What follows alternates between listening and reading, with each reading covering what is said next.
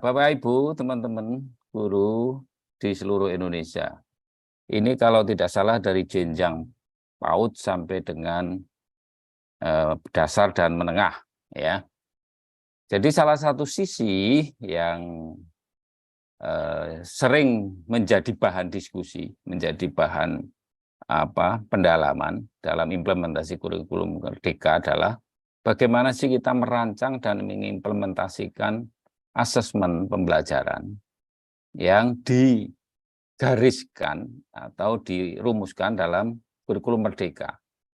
Ya, saya rasa Bapak Ibu teman-teman semua sudah bisa mencermati, paling tidak mengidentifikasi perbedaan kebijakan khususnya dalam asesmen pada saat kurikulum Merdeka ini dengan kurikulum sebelumnya. Ya, jadi mungkin ada yang tanya, Pak, itu kan sebenarnya hanya istilah saja. Yang kemarin kan tetap penilaian atau evaluasi, sekarang istilahnya asesmen. Memang istilahnya berbeda, tetapi ya Bapak Ibu teman-teman bisa cermati dan juga bisa lakukan pendalaman. Ada hal-hal spesifik ya yang berbeda, terutama ketika kita merancang pembelajaran di dalam implementasi kurikulum Merdeka. Saya rasa Bapak Ibu teman-teman sudah mengenal ya bagaimana merancang modul ajar. Nah, di situ nanti menjadi lokus, menjadi tempat ya yang harus betul-betul Bapak Ibu guru pahami dan bisa mengimplementasikan di mana asesmen itu harus dirancang dan diimplementasi. Maka tidak bisa lepas nanti dari modul ajar. Nah, saya ingin mengulang, jadi merefresh ya, mencoba melakukan pendalaman ke belakang sebentar. Sesungguhnya alur bagaimana kurikulum Merdeka ini diterapkan itu ada 4 fase ya, 4 fase besar. Ya, ada 4 fase besar tadi Bapak Ibu guru. Nah, di dalam rangkaian implementasi kurikulum Merdeka.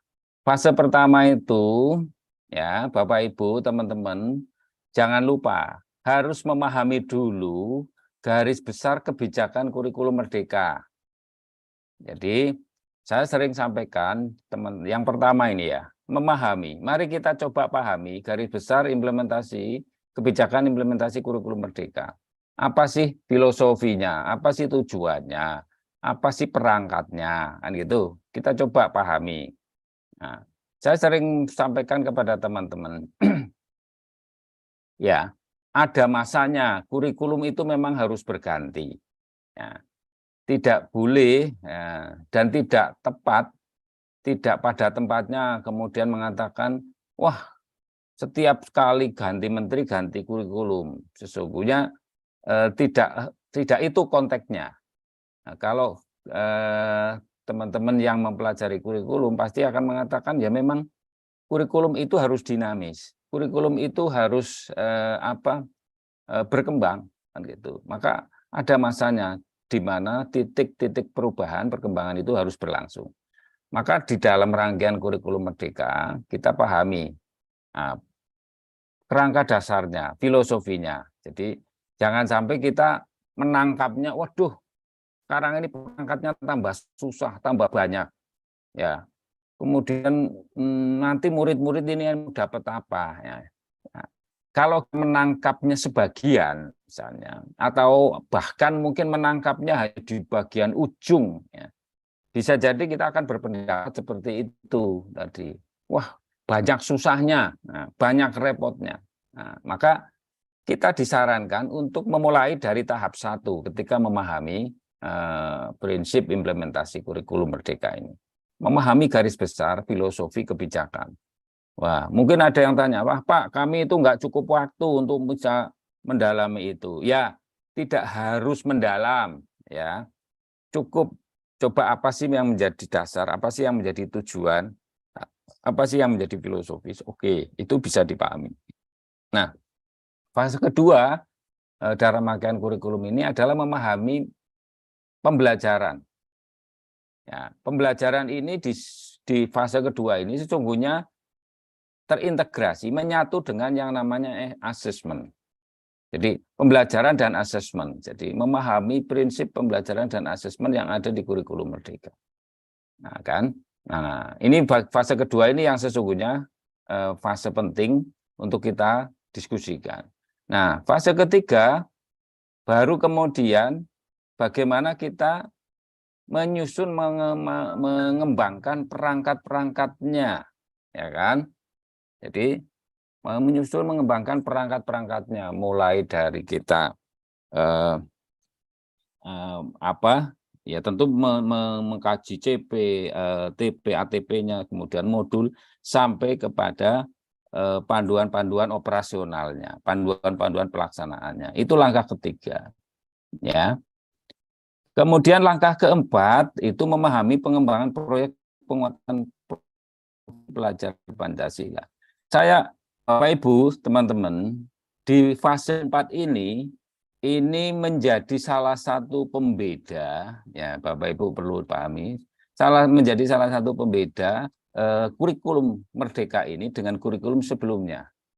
Ya, kalau langkah 2 dan langkah 3, ya Bapak Ibu ini terkait dengan intrakurikuler, ya. Ini terkait dengan intrakurikuler. Jadi langkah kedua dan ketiga, jadi memahami pembelajaran dan asesmen, kemudian memahami pengembangan kurikulum operasional dan perangkatnya, ini dalam kaitan dengan intrakurikuler. Maka yang keempat, ini adalah satu desain yang membedakan kurikulum ini dengan sebelumnya, itu dalam rangka ranah kokurikuler, ya Bapak Ibu ya. Jadi ini yang membedakan, di mana ranah kokurikuler ini dirancang betul, ya, didesain betul dan dikembangkan betul sampai kepada asesmennya juga. Nah, jadi kalau kita akan bicara asesmen, sesungguhnya nanti mengkait dengan intra dan ko, ya, asesmen untuk intra dan ko. Jadi langkah 2, langkah 3, langkah 4 ini sesungguhnya terkait dengan intrakurikuler dan kurikuler yang mengandung perencanaan asesmennya. Nih, nah Bapak Ibu, jadi saya ingin sampaikan tadi di langkah 2, ya, langkah 2 dan 3 itu intrakurikuler. Apa sih isinya? Kita coba lihat ini. Ya, langkah 2. Kalau tadi langkah pertama, suka tidak suka, ya Bapak Ibu, memahami garis besar kurikulum Merdeka. Suka tidak suka, ya, cocok tidak cocok, Bapak Ibu diharapkan tetap menempuh langkah pertama ini, mengenal regulasi mengenai kurikulum. Ya, kemudian apa sih filosofinya, apa sih tujuannya, apa sih yang ingin dicapai. Ini paling tidak Bapak Ibu mengenal. Ya, tidak melompat. Nah, baru kemudian langkah kedua, kita memahami panduan pembelajaran dan asesmennya, ya kan? Prinsip pembelajaran dan asesmen di kurikulum ini, di implementasi kurikulum Merdeka itu seperti apa? Pembelajaran sesuai dengan tahapan peserta didik, ya ini istilah-istilah yang mengandung konsekuensi prosedural ya di dalam implementasi. Misalnya pembelajaran sesuai dengan tahapan peserta didik atau learning at the right the right track ya. Ya, jadi ada di pembelajaran sesuai dengan tahapan peserta didik. Kemudian perencanaan dan pembelajaran dan asesmennya. Ini ada di langkah 2. Nah, kemudian yang ketiga kita mengembangkan penyusunan perangkat-perangkatnya ya. Mulai dari ini satuan pendidikan, panduan operasionalnya, analisis karakter, kemudian pengorganisasian pembelajaran sampai kemudian bentuk-bentuk evaluasinya. Nah, langkah keempat ya, kita memahami bagaimana menyiapkan ekosistem sekolah, kemudian mendesain proyek penguatan profil semua. Nah, yang keempat ini tadi disinggung bahwa ini adalah penguatan untuk ranah kokurikuler.